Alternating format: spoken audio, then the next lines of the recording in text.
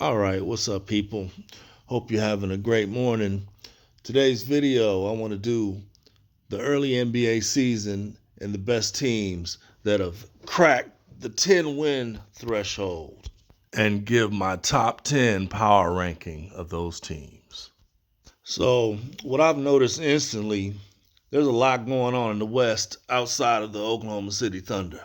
So, LA and Denver both have identical records, and they look like they're the top tier team, one of the elite teams in the West. But after that, the rest is fighting for respect in the West. Now, as we run over to the Eastern Conference, one of the better stories, and I love this, that the Detroit Pistons are playing so well and Cade Cunningham is getting his respect and his flowers.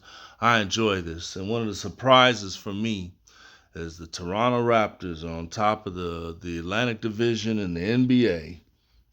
Over New York, over Philly. Who would have thought it?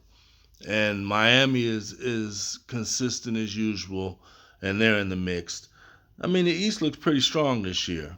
They don't have any cupcakes, no crumb cakes. So let's go ahead and get into this top 10 power rankings. Coming in at number 10, we have the Orlando Magic with an 11-8 record, currently tied for second in the Southeast Division of the Eastern Conference. Coming in at number 9, we got the 12-7 Cleveland Cavaliers, who appear to still be trying to figure it out after some disappointing playoff exits over the last couple of years. They got a talented roster with Spider Mitchell, Jared Allen, and Evan Mobley, and it seems like they still got a lot of work to do to get this team to the promised land like LeBron did for them. In the 8th spot, we got the San Antonio Spurs with an impressive 11-5 record. They had a hot start. They were looking good in the beginning. I think they started off 5-0, 5-1, and looked like they had a stranglehold on the Southwest Division of the Western Conference. But there's been a couple hiccups, and look like they're starting to level out as they currently sit in second place in the Southwest Division of the Western Conference. Our only team that's north of the border makes an appearance on this list in the number 7 spot.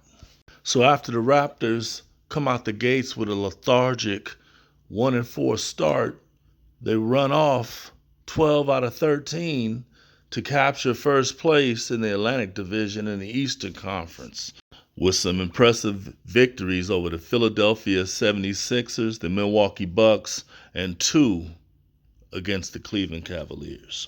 Now, this Toronto Raptors team is a good story, and I'm curious to see if this pace and what they're doing is sustainable.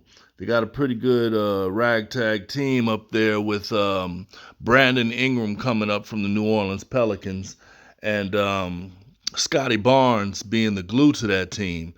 Having R.J. Barrett and Emmanuel Quigley makes a pretty good backcourt, so I'm curious to see if they're going to make the playoffs this year.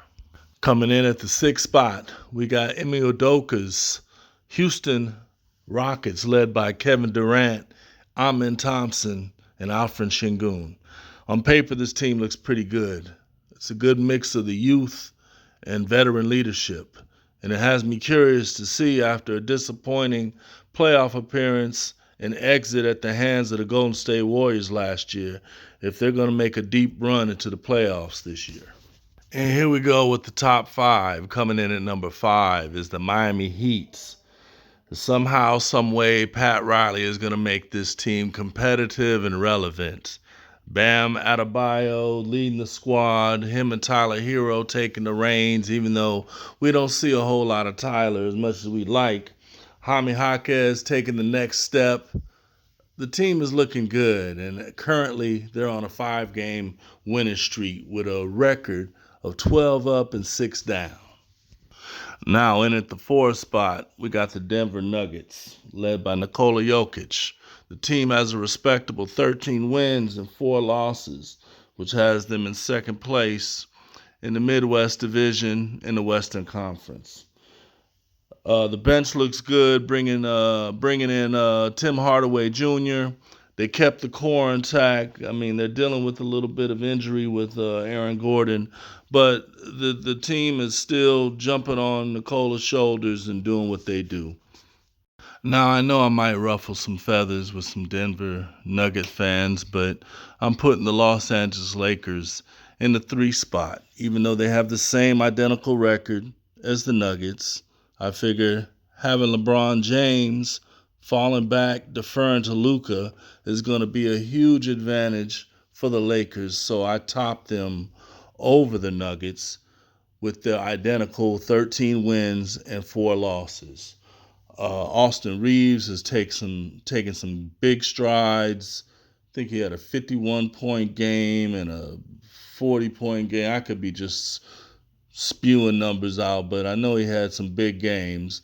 The bench looks good. Role players are doing what they do. It's a good chance this might be the Lakers' year. In my number 2 position is the Detroit Pistons. The Pistons come in at the number 2 spot with a dominant 15 wins and 2 losses. After a historic turnaround last year, they look like they want to continue the trend to show you how to win. And I'm glad that Detroit has climbed up out of the muck, the moldiness of the dungeon and the basement, and they're looking like a top-tier competitive playoff team that I hope to see make a deep run in the playoffs. And you already know what the number 1 team is. The Oklahoma City Thunder. The Midwest Seattle Supersonics. These guys are on a mission to show that last year wasn't fluky dookie, even though they had to go 7 games with the Indiana Pacers, which no one expected to be in the finals. They've come out blasting everybody. The only loss they got is against Portland, which was by 2 points on the road. The Thunder look like they're really trying to prove to the league and the rest of the world that last year wasn't a fluke, and they're better than having to go 7 games with the Indiana Pacers, who no one really expected to be in the NBA Finals last year.